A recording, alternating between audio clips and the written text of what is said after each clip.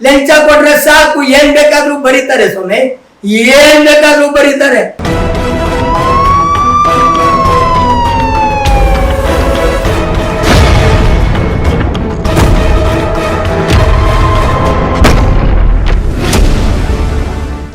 ಬೆಂಗಳೂರು ಭೂ ಮಾಫಿಯಾ.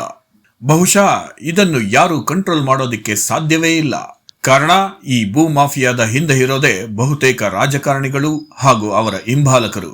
ಇಲ್ಲಿ ಅಧಿಕಾರಿಗಳ ಆದೇಶಕ್ಕೂ ಬೆಲೆ ಇಲ್ಲ, ಕೋರ್ಟ್ ತೀರ್ಪಿಗೂ ಗೌರವ ಇಲ್ಲ. ಇದಕ್ಕೆ ದೊಡ್ಡ ಉದಾಹರಣೆ ಅಂದರೆ ಯಲಹಂಕ ಹೋಬಳಿಯ ಚಿಕ್ಕಬೆಟ್ಟಹಳ್ಳಿ ಗ್ರಾಮದ ಸರ್ವೆ ನಂಬರ್ 18ರ ಅತಿಕ್ರಮಣ. ಇಲ್ಲಿನ ಸುಮಾರು 5 ಎಕರೆ ಗೋಮಾಳದ ಜಾಗವನ್ನು ಸುಳ್ಳು ದಾಖಲೆಗಳನ್ನು ಸೃಷ್ಟಿ ಮಾಡಿ ಕೆವಿ ನಾಯ್ಡು ಎಂಬ ವ್ಯಕ್ತಿ ಭೂ ಕಬಳಿಕೆ ಮಾಡಿರುವ ಗಂಭೀರ ಆರೋಪ ಇದೆ. ಕೆವಿ ನಾಯ್ಡು ಎನ್ನುವ ಈ ವ್ಯಕ್ತಿ ಅಲ್ಲಿ ಅನಧಿಕೃತ ಕಟ್ಟಡಗಳನ್ನು ಕಟ್ಟಿ ಅನಧಿಕೃತವಾಗಿ ವಿದ್ಯುತ್ ಸಂಪರ್ಕ ಪಡೆದು ಅಂಗಡಿಗಳನ್ನು ಬಾಡಿಗೆಗೆ ಕೊಟ್ಟಿದ್ದರೂ ಕೇಳೋರು ಯಾರೂ ಇಲ್ಲ.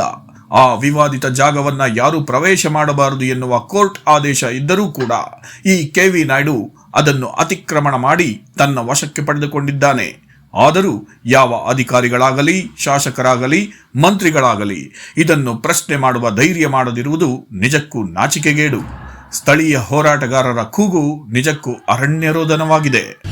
ಸುಳ್ಳು ದಾಖಲೆಗಳು ಸೃಷ್ಟಿ ಮಾಡಿರುವ ಅಧಿಕಾರಿಗಳಿಗೆ ಹಾಗೂ ಪುಡಾರಿಗಳಿಗೆ ನೀವು ದಯವಿಟ್ಟು ಮಟ್ಟ ಹಾಕಬೇಕಾಗಿ ಸರ್ಕಾರಕ್ಕೂ ಹಾಗೂ ಅಧಿಕಾರಿಗಳಿಗೂ ನಾನು ವಿಶೇಷ ಸಂದೇಶವನ್ನು ರವಾನಿಸುತ್ತಿದ್ದೇನೆ.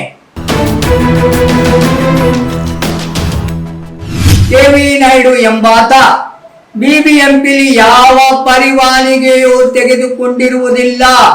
ಅದು 3ನೇ ವಾರ್ಡಿಗೆ ಸೇರಿರತಕ್ಕಂತ ಜಾಗ. ಇವನು ಬೋರ್ವೆಲ್ ಕೊರೆಸುತ್ತಿದ್ದಾನೆ ಸರ್ಕಾರಿ ಜಾಗದಲ್ಲಿ.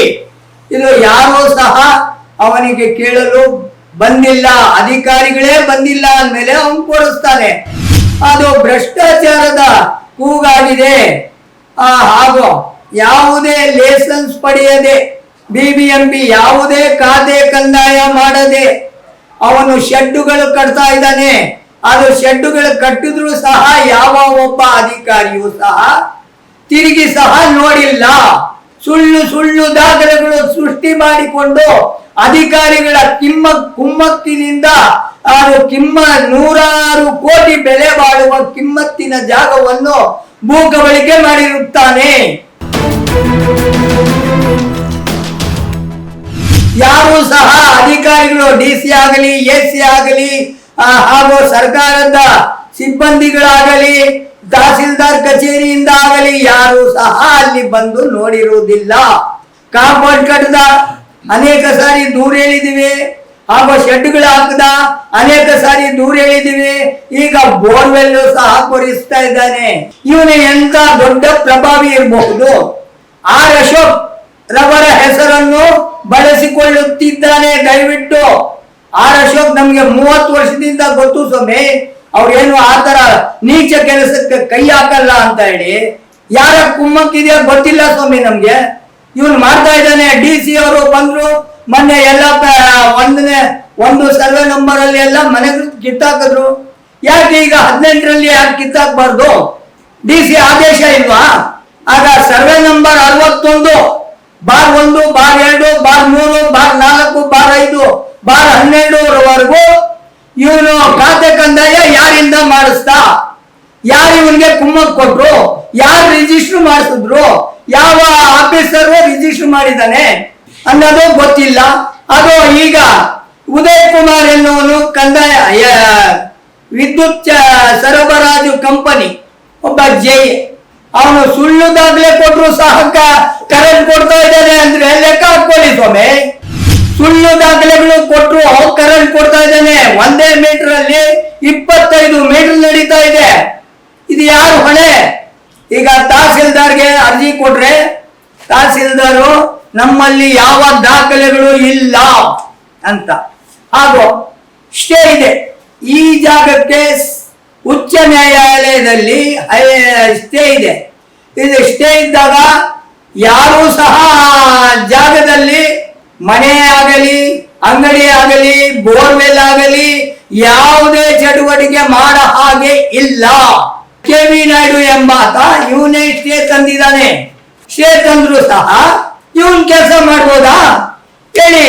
ಅಧಿಕಾರಿಗಳು ಏನಾಗಿದ್ದಾರೆ, ಸತ್ತೋಗಿದಾರ, ಬದುಕಿದಾರ, ಏನಾಗಿದ್ದಾರೆ ನನಗೆ ಗೊತ್ತಿಲ್ಲ. ಇವರು ಲೆಂಚಕ್ಕೆ ಕೈ ಹಾಕಿ ಸುಟ್ಕೊಳ್ತಾ ಇದ್ದಾರೆ ಕೈಗಳು. ದಯವಿಟ್ಟು ಸ್ವಾಮಿ, ಜಿಲ್ಲಾಧಿಕಾರಿಗಳೇ ನಿಮ್ಮ ಗಮನಕ್ಕೆ ತಂದಿದ್ದೀವಿ, ಮುಖ್ಯಮಂತ್ರಿಗಳ ಗಮನಕ್ಕೂ ತಂದಿದ್ದೀವಿ, ಹಾಗೂ ಉಪಮುಖ್ಯಮಂತ್ರಿ ಗಮನಕ್ಕೂ ತಂದಿದ್ದೀವಿ, ಕಂದಾಯ ಸಚಿವರ ಗಮನಕ್ಕೂ ತಂದಿದ್ದೀವಿ, ಹಾಗೂ SR ವಿಶ್ವನಾಥ್ ಶಾಸಕರ ಗಮನಕ್ಕೂ ತಂದಿದ್ದೀವಿ. ತಂದ್ರು ಸಹ ಇವನು ಕಳ್ಳತನದಿಂದ ಅಂಗಡಿಗಳು, ಬೋರ್ವೆಲ್ಗಳು ಮುಂತಾದ ಚಟುವಟಿಕೆಗಳು ಮಾಡ್ತಾ ಇದ್ದಾನೆ. ಯಾರು ಹೊಣೆ? ಯಾರೇ ಹೊಣೆ? ಕೇಳೋರು ಕೇಳೋರಿಲ್ಲ, ಹೇಳೋರಿಲ್ಲ. ಲಂಚ ಕೊಟ್ರೆ ಸಾಕು, ಏನ್ ಬೇಕಾದ್ರೂ ಬರೀತಾರೆ ಸ್ವಾಮಿ, ಏನ್ ಬೇಕಾದ್ರೂ ಬರೀತಾರೆ. ನನಗೆ ಉತ್ತರ ಬೇಕು ಸ್ವಾಮಿ. ಈಗ ನನಗೆ ಉತ್ತರ ಹೋಗಿಲ್ಲ. ನಾನು ಒಬ್ಬ ನಾಗರಿಕ, ಒಬ್ಬ ಸಮಾಜ ಸೇವಕ. ಸುಳ್ಳು ಸುಳ್ಳು ಹೇಳ್ತಾನೆ, ಅವ್ರಿಗೆ ದುಡ್ಡು ಕೊಟ್ಟಿದ್ದೀನಿ, ಇವ್ರಿಗೆ ದುಡ್ಡು ಕೊಟ್ಟಿದ್ದೀನಿ ಅಂತ ಹೇಳಿ. ಆ ದುಡ್ಡು ಕೊಟ್ರೆ ಸಾಕ? ಎಂಜಿಲ್ ಕಾಸು ಸ್ವಾಮಿ ಅದು. ಸರ್ಕಾರ ನಿಮ್ಗೆ ನಮ್ಮ ದುಡ್ಡಿಂದ ಸಾಕ್ತಾ ಇದೆ. ಅಧಿಕಾರಿಗಳಿಗೆ ನಮ್ಮ ದುಡ್ಡಿಂದ ನೀವು ನಿಮ್ಮ ಸಂಸಾರ ಜೀವನ ಸಾಗಿಸ್ತಾ ಇದ್ದೀರಾ. ಬಿಟ್ಟು ತೊಲಗ್ರಿ, ಲಂಚ ತಗೊಂಡು ಹಾಳಾಗಿ ಹೋಗ್ರಿ, ಬೇಡ ಅನ್ನಲ್ಲ. ಯಾಕ್ರಿ ಬಡವರಿಗೆ ಮೋಸ ಮಾಡ್ತಾ ಇದ್ದೀರಾ? ಯಾಕ್ರಿ ಬಡವರಿಗೆ ಅನ್ಯಾಯ ಮಾಡ್ತಾ ಇದ್ದೀರಾ? ಯಾಕ್ರಿ ಸುಲಿಗೆ ಮಾಡ್ತಾ ಇದ್ದೀರಾ? ತಹಸೀಲ್ದಾರ್ ಮೊನ್ನೆ ಕೊಟ್ಟಿದ್ದಾರೆ, ತಹಸೀಲ್ದಾರ್ ಮೇಲೆ ಕೇಸ್ ಹಾಕಿದ್ದಾನೆ. ಈಗ ಯಾವ್ದು ದಾಖಲೆ ಇಲ್ಲದ್ದು ಕೇಸ್ ಹಾಕಿದ್ದಾನೆ ಸ್ವಾಮಿ. ಯಾಕಾಗ್ಬೇಕು? ಬೇರೆಯವ್ರಿಗೆ ಕರ್ಕೊಂಡು ಹೋಗಿ ನೀನು ರಿಜಿಸ್ಟರ್ ಮಾಡಿದ್ಯಾ?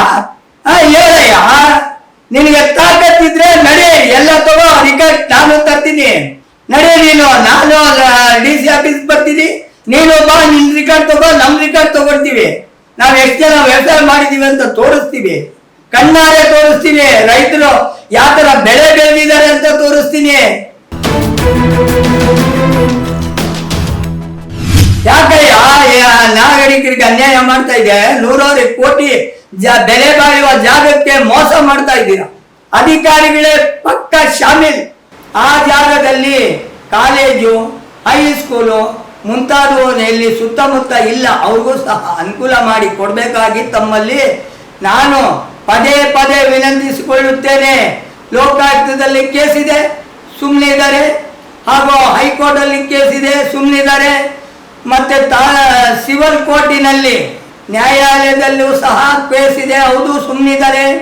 ತಹಸೀಲ್ದಾರ್ ಮೇಲೆ, DC ಮೇಲೆ, AC ಮೇಲೆ, ಹಾಗೂ ಪ್ರಾದೇಶಿಕ ಆಯುಕ್ತರ ಮೇಲೆ, ಕರ್ನಾಟಕದ ಸರ್ಕಾರದ ಕಾರ್ಯದರ್ಶಿ ಮೇಲೆ ಸಹ ಅವನು ಕೇಸ್ ಹಾಕಿದ್ದಾನೆ. ಯಾರು ಸಹ ತಿರುಗಿ ನೋಡಿಲ್ಲ. ಸರ್ಕಾರದ ವಕೀಲರನ್ನು ನೇಮಿಸಿದ್ದಾರೆ, ಅದು ಸಹ ಸರ್ಕಾರದ ವಕೀಲರು ಯಾವಾಗಲೂ ಬಂದಿಲ್ಲ. 5 ಸಾರಿ ಕೂಗಿದ್ದಾರೆ, 5 ಸಾರಿ ಕೇಸ್ಗೂ ನಾವೇ ಹೋಗಿದ್ದೀವಿ ವಾಲಂಟ್ರಿ ಆಗಿ. ಸರ್ಕಾರಿ ವಕೀಲರು ಬಂದು ವಾದ ಮಾಡಿಲ್ಲ.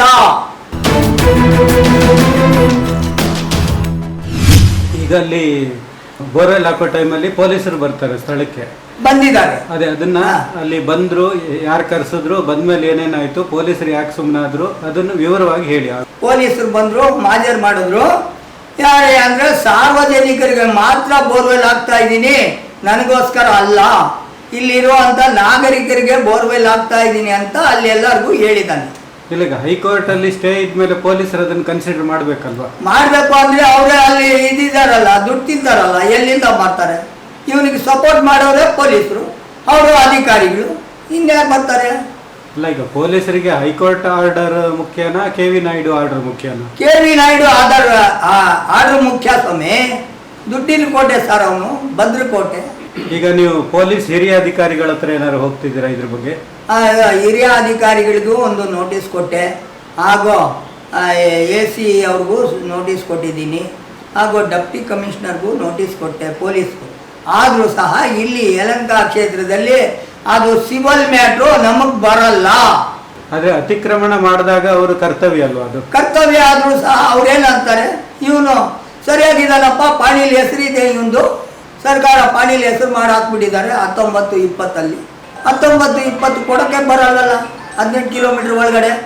ಅಂತ ಹೇಳಿದ್ರು ಸಹ ಅವ್ರೇನು ಮಾಡ್ತಾರೆ, ಸ್ಟೇ ಆರ್ಡ್ರು ಅವ್ನು ಕೋರ್ಟಿಂದ ಇದು ಸ್ಟೇ ಆರ್ಡ್ರ್ ತಂದಿದ್ದಾನಪ್ಪ, ನಾವೇನು ಮಾಡೋಕ್ಕಾಗಲ್ಲ, ಇದು ಸಿವಿಲ್ ಮ್ಯಾಟ್ರು, ಸಿವಿಲ್ ಕೋರ್ಟ್ಗೆ ಹೋಗಿ ಇತ್ಯರ್ಥ ಮಾಡ್ಕೊಳ್ಳಿ ಅಂತ ಪೊಲೀಸ್ ಸ್ಟೇಷನ್ನಲ್ಲಿ ಹೇಳ್ತಾರೆ, ವಿದ್ಯಾರಣ್ಯಪುರ ಪೊಲೀಸ್ ಸ್ಟೇಷನ್ನಲ್ಲಿ. ಈಗ ನಿಮ್ಮ ಮುಂದಿನ ಕ್ರಮ ಏನು? ಮುಂದಿನ ಕ್ರಮ DC ಆಫೀಸ್ ಮುತ್ತಿಗೆ, ಜಿಲ್ಲಾಧಿಕಾರಿಗಳ ಕಚೇರಿಗೆ ಮುತ್ತಿಗೆ. ಅದು ಏನಾದರೂ ಮಾಡಲಿ ಸ್ವಾಮಿ, ಭ್ರಷ್ಟಾಚಾರ ನಿಗ್ರಹ ದಳಕ್ಕೆ ಕೊಟ್ಟರು ಸಹ ನ್ಯಾಯ ಸಿಕ್ಕಿಲ್ಲ, ಲೋಕಾಯುಕ್ತಕ್ಕೂ ಕೊಟ್ಟರು ಸಹ ನ್ಯಾಯ ಸಿಕ್ಕಿಲ್ಲ, ಹೈಕೋರ್ಟು ಇದಕ್ಕೆ ಹಾಕಿದ್ರು ಸಹ ನ್ಯಾಯ ಸಿಕ್ಕಿಲ್ಲ, ಸಿವಿಲ್ ಕೋರ್ಟಲ್ಲೂ ಸಹ ನಾವು ಹಾಕಿದ್ರು ನ್ಯಾಯ ಸಿಕ್ಕಿದ್ರು ಸಹ ಸಿಕ್ಕಿಲ್ಲ. ಆ ಥರ ಆಗೋಗಿದೆ. ಸಿಕ್ಕಿದ್ರು ಸಹ ಸಿಕ್ಕಿಲ್ಲ ಅಂದರೆ ಆದೇಶ ಆಗಿದೆ ಸ್ವಲ್ಪ ಜನಕ್ಕೆ, ಆದರೂ ಸಹ ನ್ಯಾಯ ಸಿಕ್ಕಿಲ್ಲ ಅಂದಮೇಲೆ ಅಧಿಕಾರಿಗಳು ಸ್ವಾಮಿ, ನನಗೆ ಪ್ರಾಣ ಬೆದರಿಕೆ ಇದೆ, ದಯವಿಟ್ಟು ಪ್ರಾಣ ಬೆದರಿಕೆ ಇದೆ ಸ್ವಾಮಿ, ನನಗೆ ಯಾರು ಬೇಕಂದ್ರೆ ಅವ್ರಿಗೆ 20 ಲಕ್ಷ ಕೊಡ್ತೀನಿ, 30 ಲಕ್ಷ ಕೊಡ್ತೀನಿ, ಅವ್ನಿಗೆ ಸಾಯಿಸ್ಬಿಡಿ ಅಂತ ಹೇಳಿ ಪಬ್ಲಿಕ್ಕಲ್ಲಿ ಹೇಳ್ತಾನೆ ಅಂದರೆ ಲೆಕ್ಕ ಹಾಕ್ಕೊಳ್ಳಿ ಸ್ವಾಮಿ. ಅಧಿಕಾರಿಗಳೇ, ನಿಮ್ಮ ಗಮನಕ್ಕೆ ತರ್ತಾ ಇದ್ದೀನಿ. ನನಗೆ 72 ವರ್ಷ ಆಗಿದೆ. ಇವತ್ತು ಸತ್ರು ಮೊನ್ನೆ, ನಾಳೆ ಸತ್ರು ಮೊನ್ನೆ. ಇಂಥ ಪುಡಾರಿ KV ನಾಯ್ಡು ಅನೇಕ ಕಡೆ ಮಾಡಿದ್ರು ಸಹ ಇವನಿಗೆ ಯಾರು ಇದು ಮಾಡ್ತಾ ಇಲ್ಲ. ಸನ್ಮಾನ್ಯ ಮುಖ್ಯಮಂತ್ರಿಗಳು ಗಮನಕ್ಕೆ ತಂದಿದ್ದೇನೆ, ಸನ್ಮಾನ್ಯ ಉಪಮುಖ್ಯಮಂತ್ರಿಗಳಾದ DK ಶಿವಕುಮಾರ್ ಗಮನಕ್ಕೂ ತಂದಿದ್ದೇನೆ, ಸನ್ಮಾನ್ಯ ಶ್ರೀ ಕಂದಾಯ ಸಚಿವರಾದ ಕೃಷ್ಣೇ ಬೈರೇಗೌಡರಿಗೆ ಇದು ಸಹ ಮನವಿ ಮಾಡಿ ಮನದಟ್ಟು ಅಂತ ಎಲ್ಲ ದಾಖಲೆಗಳು ತಗೊಂಡೋಗಿ ಕೊಟ್ಟಿದ್ದೇನೆ. ಈ ಶೆಡ್ಡುಗಳು BBMPಯಿಂದ ಪರ್ಮಿಷನ್ ಕೊಟ್ಟಿದ್ದಾರೋ ಇಲ್ಲ, ಅಷ್ಟು ಬೇಕಾಗಿದೆ. ಪರ್ಮಿಷನ್ ಕೊಟ್ಟದಲ್ಲಿ ಶೆಡ್ ಆಗ್ತಾ ಇದ್ದಾನಲ್ಲ, ಯಾಕೆ? BBMP ಖಾತೆನೇ ಇಲ್ಲ, ಕಂದಾಯನೇ ಇಲ್ಲ. ಇವನು ಸರ್ವೆ ನಂಬರ್ 61 61/15 ಮಾಡಿದಾನಲ್ಲ, ಇವ್ರ ಖಾತೆ ಯಾರು ಮಾಡಿಕೊಟ್ರು? ಇವ್ರಿಗೆ ಇಲ್ಲಿಂದ ಓಡಿಸ್ಬೇಕು. ದಯವಿಟ್ಟು ಸರ್ಕಾರಿ ಜಾಗ ಸರ್ಕಾರಕ್ಕೆ ಉಳಿಸ್ಕೊಳ್ಳಿ ಅಂತ ಹೇಳಿ ನಾನು ಅನೇಕ ಬಾರಿ ನಿಮ್ಮನ್ನು ಮನವಿ ಮಾಡ್ತಾ ಇದ್ದೀನಿ. ಪೊಲೀಸ್ ಅಧಿಕಾರಿಗಳಿಗೆ ಗಮನಕ್ಕೆ ತರ್ತಾ ಇದ್ದೀನಿ, ಲಂಚಕ್ಕೆ ಕೈ ಹಾಕಬೇಡಿ, ಲಂಚ ಕೈ ಹೊಡ್ಡಬೇಡಿ. ಲಂಚ ಅನ್ನೋದು ಕೈ ಸುಟ್ಟೋಗುತ್ತೆ ಸ್ವಾಮಿ. ನೀವು ಲಂಚಕ್ಕೆ ಕೈ ಬಿಡದೆ ಸರ್ಕಾರದ ದುಡ್ಡು ಏನು ಬರುತ್ತೋ, ಜನಗಳ ದುಡ್ಡು, ಅದು ಕಂದಾಯ ಕಟ್ಟೋ ದುಡ್ಡು, ಜನಗಳ ಪೇಮೆಂಟ್ ದುಡ್ಡು, ಅದು ಜನಗಳು ಟ್ಯಾಕ್ಸ್ ಕಟ್ಟೋ ದುಡ್ಡು, ಅದನ್ನು ಬಳಸ್ಕೊಳ್ಳಿ. ಎಲ್ಲ ಅಧಿಕಾರಿಗಳಿಗೆ ಹೇಳ್ತಾ ಇದ್ದೀನಿ, ಸಾವಿರಾರು ರೂಪಾಯಿ ಸಂಬಳ ಬರುತ್ತೆ, ಯಾಕೆ ಸ್ವಾಮಿ ಬೇರೆ ಕೆಲಸಕ್ಕೆ ಕೈ ಹಾಕ್ತೀರಾ?